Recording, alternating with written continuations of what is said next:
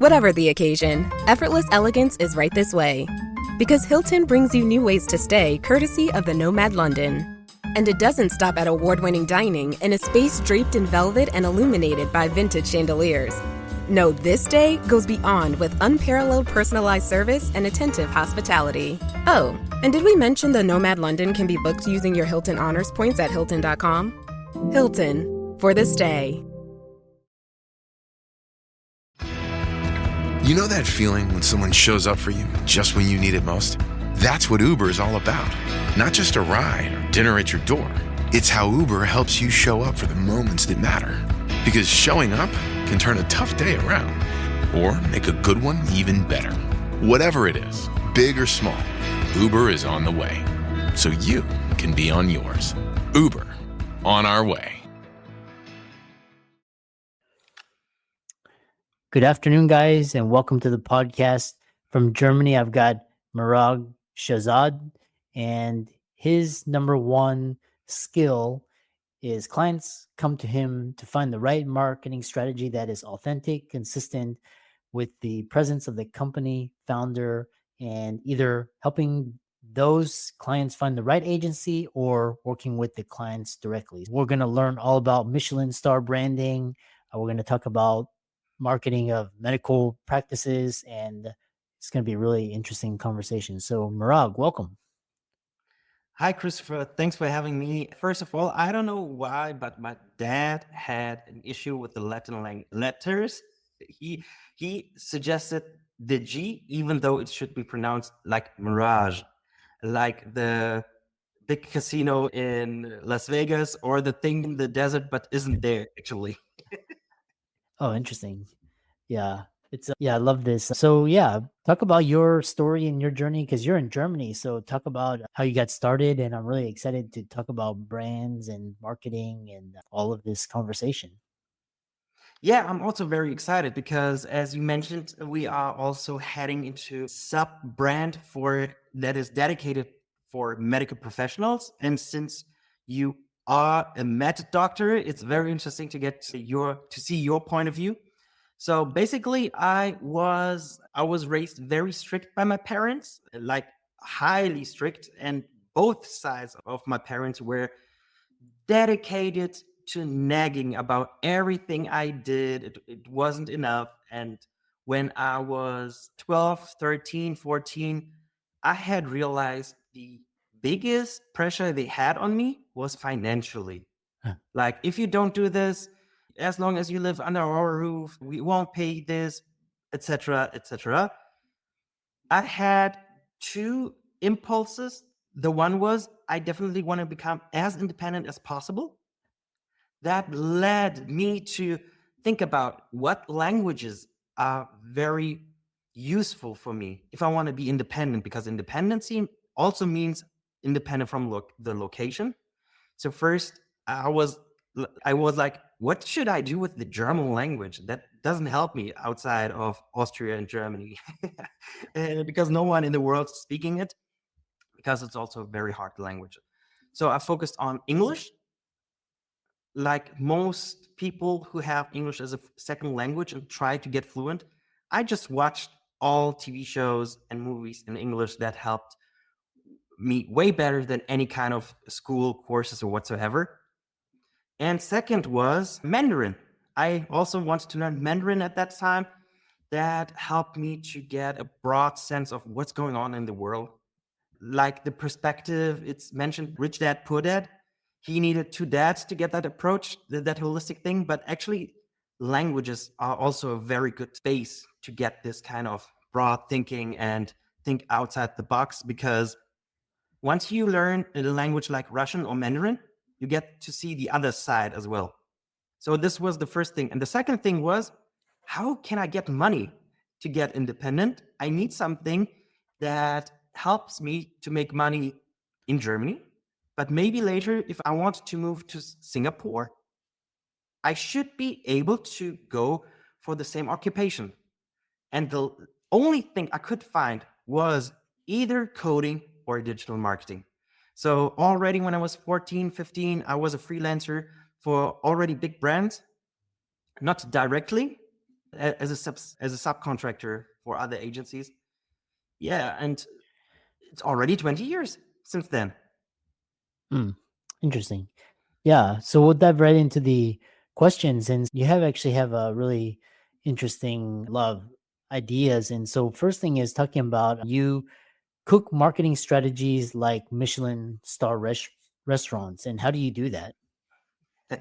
Yeah, yes. Many of my clients before COVID were actually in the event and restaurant industry. So I had a lot of touch points with them. And I noticed the same approaches with the Michelin star restaurants. And if you want to be a digital marketing strategist, because if you want to start a Facebook ad campaign, it doesn't start with just press run campaign, run ads, and that's it. No, you need to have a holistic approach, like a very good chef.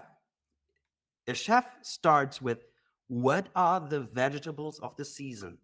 What are trend products? What is within my skill point? Then he thinks of where can I get the resources? Who of my staff can really fulfill those steps perfectly, etc., etc. It takes so much thought processes, strategies, and then after the strategies, once this whole thing is set up, then you go into tactics, and after tactics, then comes down the detailed steps until you get the plate in front of you. This is all the processes that every Michelin star chef has to go through. Interesting.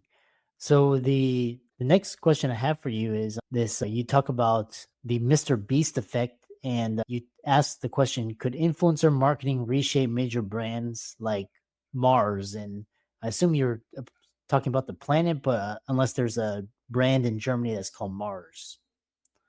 Oh no, it's the Mars chocolate brand, Okay. and because Mars was, as a company, never afraid of competition. Because since they started buying most of the competitors, there's only Nestle with some similar products, but especially in North America, they are the big giants when it comes down to chocolate based bar and similar things.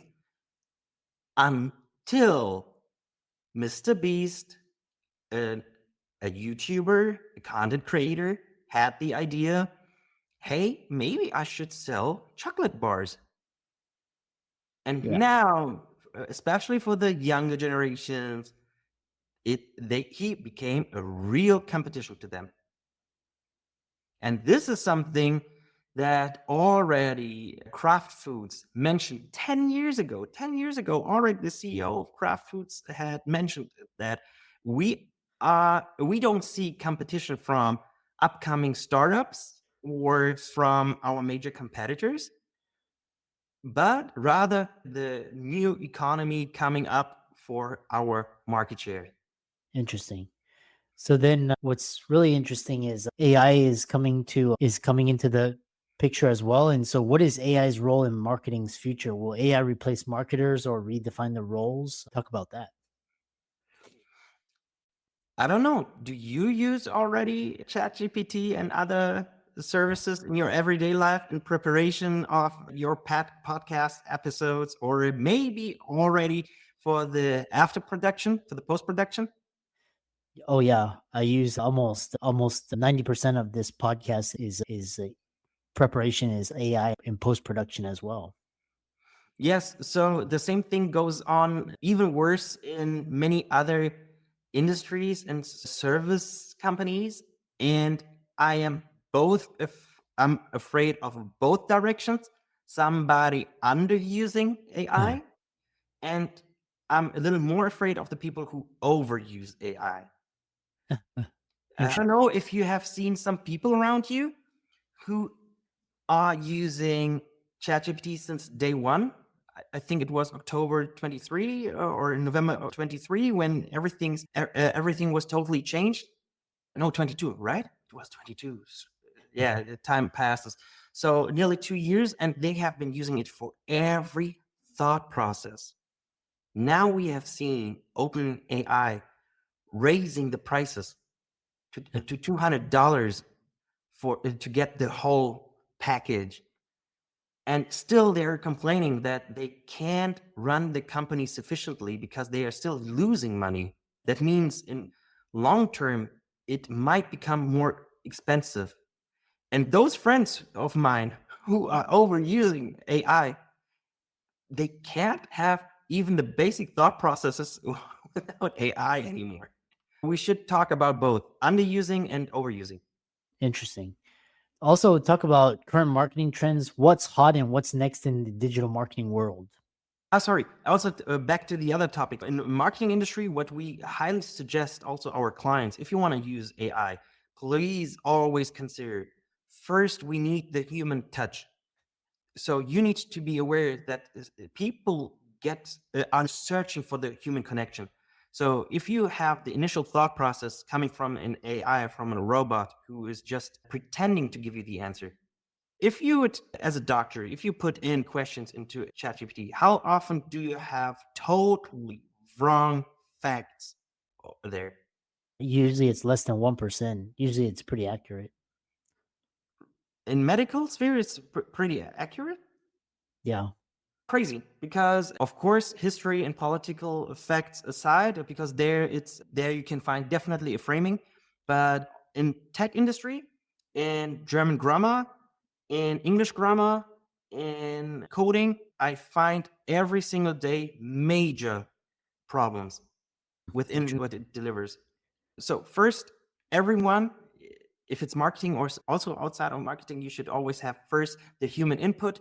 The thought process, initial thought process should come from your own experience.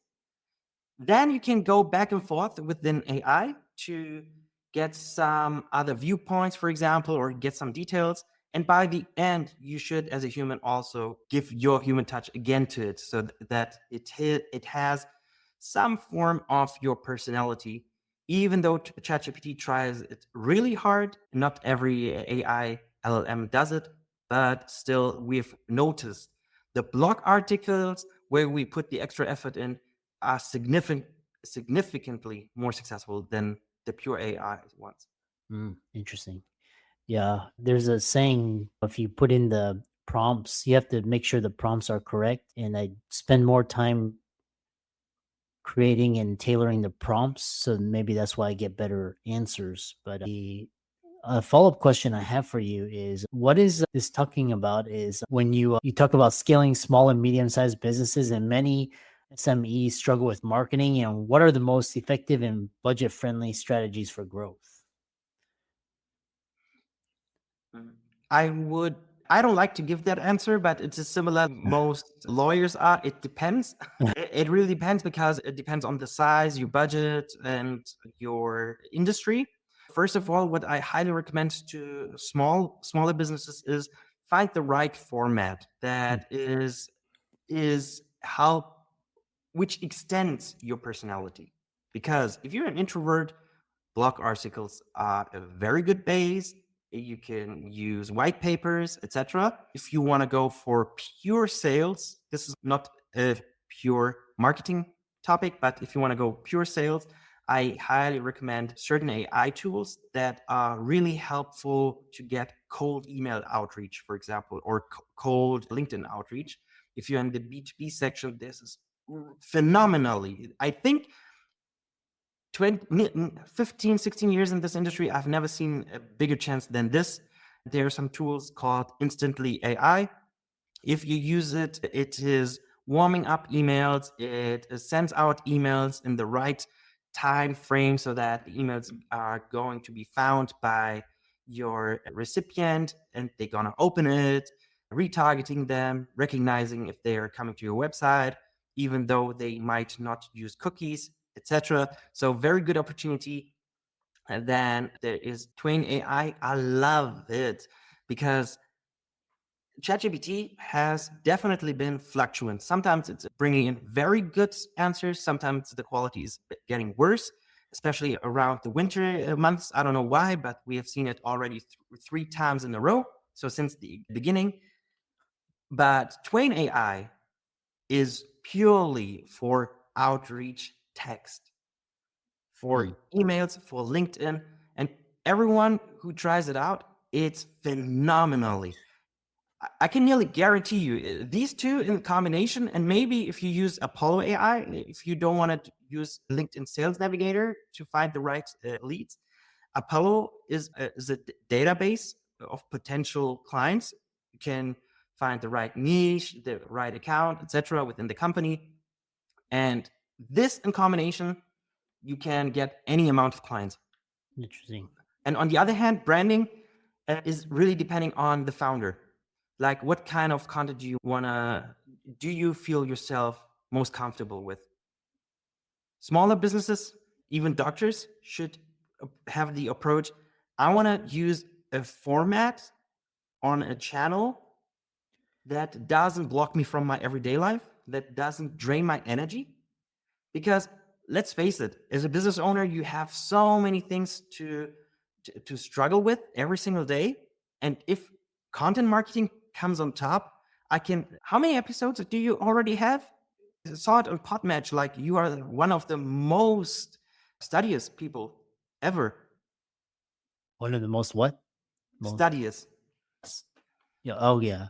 Yeah. We have over 1,500 episodes. Yeah. And how many people start with different formats of content marketing? They started with Twitch live streaming. They had started with TikToks. They have tried podcasts. How many people stop after 5 episodes of podcasting? Yeah, you bring up a funny point. Is there's a lot of pod fades. Like people want to be a podcast guest or a podcast host, and then after a couple episodes, they disappear. So they're like gone. Yeah, But because it drains their energy. But if you have a format that is perfect for your personality, for your strength, that it gives you energy, right? yeah, yeah, yeah. Really interesting. And then yeah, talk about how people can find you and check out your work and follow you. Yes, so I'm active on nearly every social media myself because I like to test out new formats and new channels, also for my clients. Because as a strategist, you should be aware of the craft. So I'm on LinkedIn, Instagram, TikTok, all with the same handle. It's I am Merag, written the wrong way, like IMMERAG. Yeah, excellent. Thanks so much for coming on, and thanks so much for coming on the podcast, and keep up the great work. Thanks for having me. Really enjoyed that conversation.